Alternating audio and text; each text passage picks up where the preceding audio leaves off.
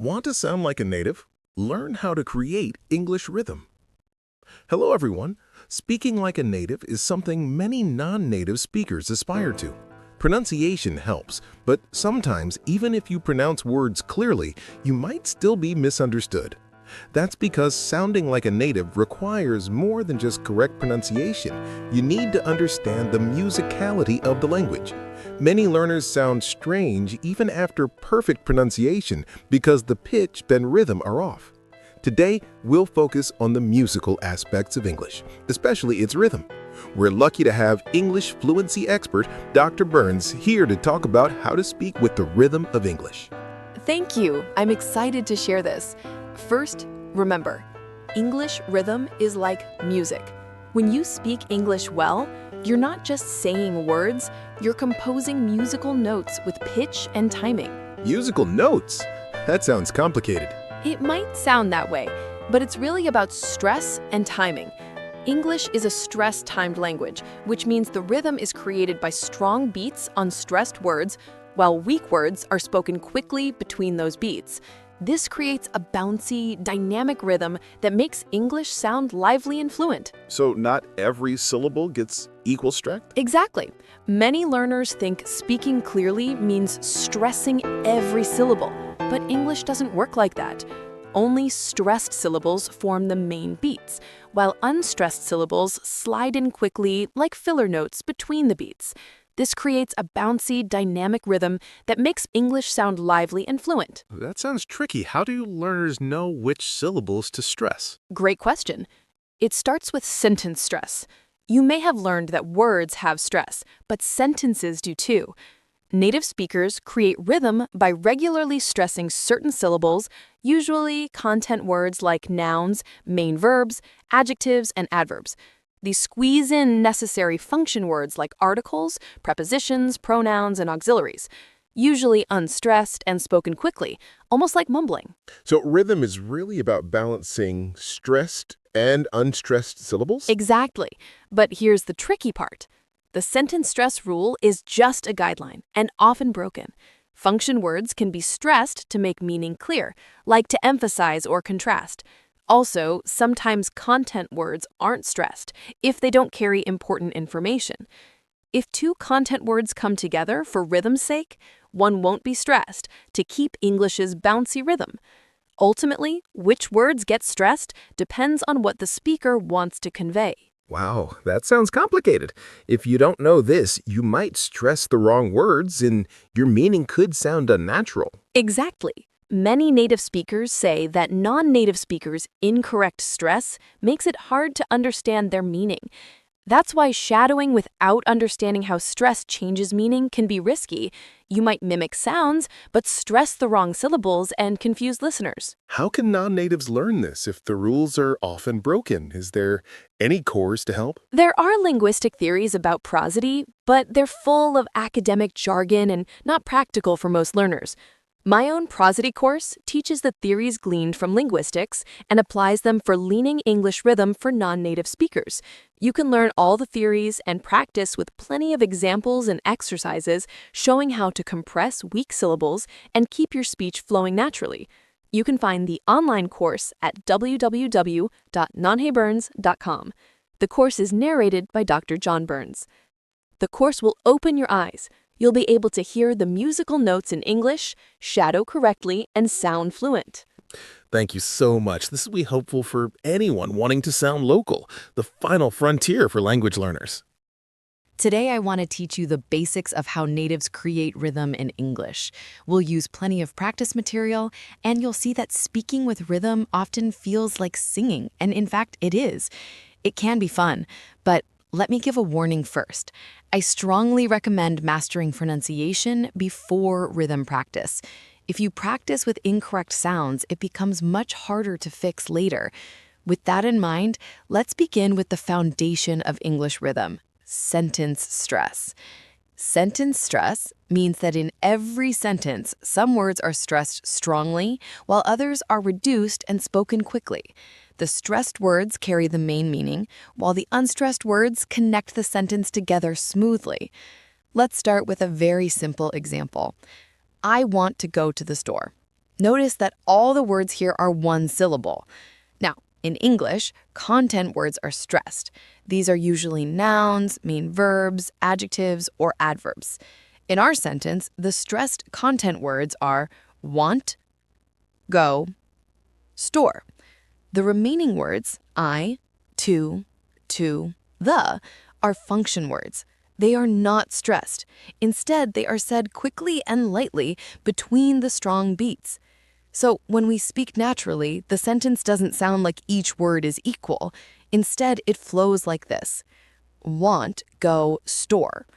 The weak words, I, to, the, are squeezed in between. This is English rhythm in action. I want to go to the store. I want to go to the store. So even though there are 7 words, you're saying there are really only 3 main beats? Exactly, that's the key. In this sentence, there are only 3 strong beats. Want, go, store. The other words are reduced. Once you master this principle, your speech immediately becomes smoother, more natural, and easier for native speakers to understand. It's the difference between just saying words and speaking with rhythm. That was very helpful, Dr. Burns. But what about sentences that contain words with more than one syllable? I know that in English, words with more than one syllable must have one stress syllable, called word stress. How does that work together with sentence stress? Great question. Here's the rule. When you have words with more than one syllable, only the stressed syllable counts as a beat in the rhythm. The other syllables are weak, just like function words. They get squeezed in quickly between the strong beats. Let's look at an example sentence. Mary wanted to visit the bookstore. Step 1, find content and function words. Content words, stressed, are Mary, wanted, visit, bookstore. Function words, unstressed, are to and the. Step 2, find the stressed syllable in each word. Mary, may, re. Stress on the first syllable. Wanted, wan, id. Stress on the first syllable. Visit, vi, zit. Stressed on the first syllable. Bookstore, book, store. Stressed on the first syllable. So only may, wan, be, and book are strong beats? Exactly. Now, the weak syllables are re, ted, sit, store, to, the. These are said quickly and lightly. Step 3, put it together. The sentence sounds like this. Mary wanted to visit the bookstore. If you clap on each stressed syllable, you clap on may, wan, v, book. The rest of the syllables slide in between the claps. Step 4, notes on rhythm. Second syllables of words are usually weak and shorter. Function words like to and the are never stressed. They slide in quickly. The rhythm feels like strong, weak, weak, strong, weak, strong. I see. So in longer words, we only stress the main syllable and the rest of the syllables behave like weak words.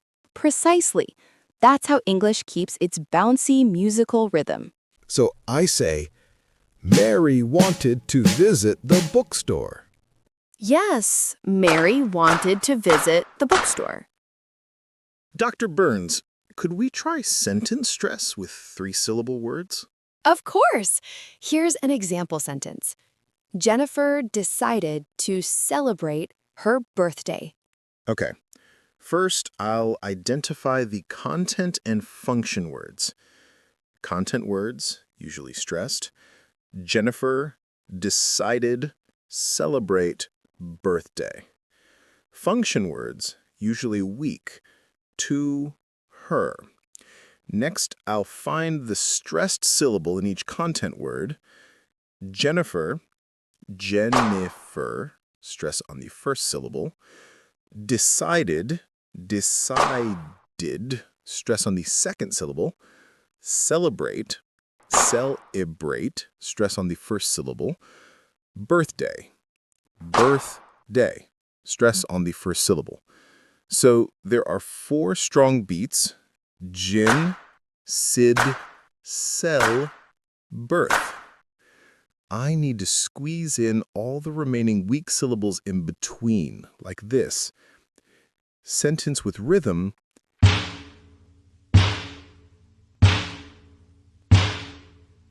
Jennifer decided to celebrate her birthday. Excellent. You did a great job identifying the 4 beats and filling in the gaps with the weak syllables. That's exactly how English rhythm works. The strong syllables act like the drum beats, and the weak ones slide in quickly. This creates the natural rhythm and musical flow of English. Dr. Burns, I think I've got it. Now I see why learning word stress is so important. It's the foundation for sentence stress. Precisely. Without knowing word stress, you can't apply sentence stress correctly. Once you understand both, your English will sound smoother, clearer, and much more natural.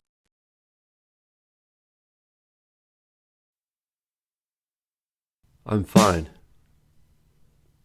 Is it a dog?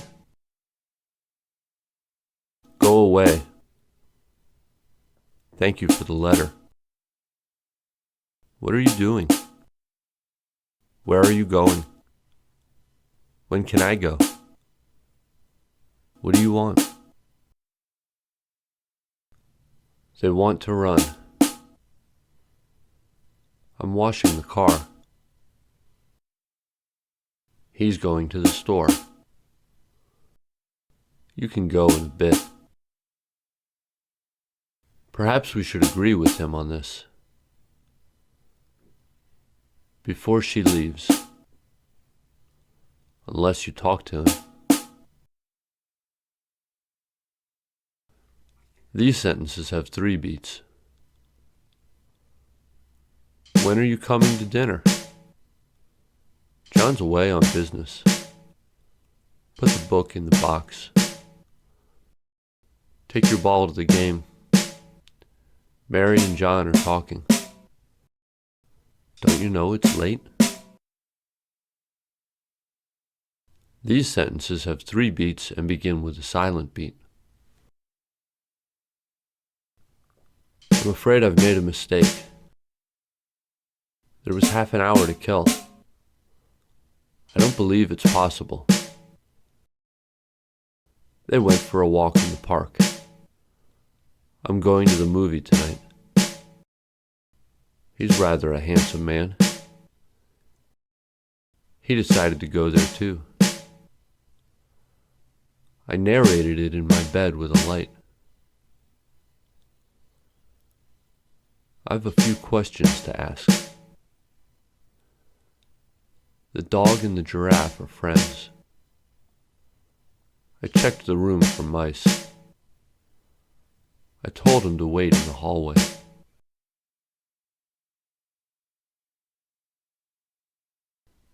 These sentences have 4 beats. Cars can be dangerous to drive or ride in.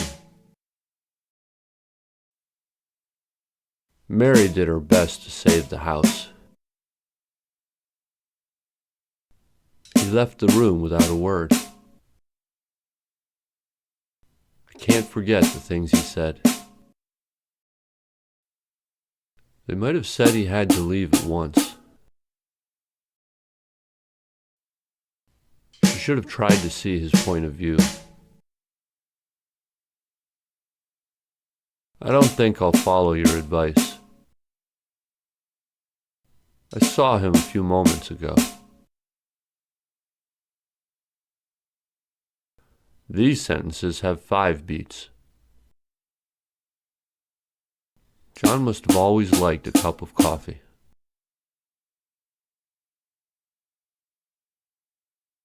Walmart is known as the largest company in the world.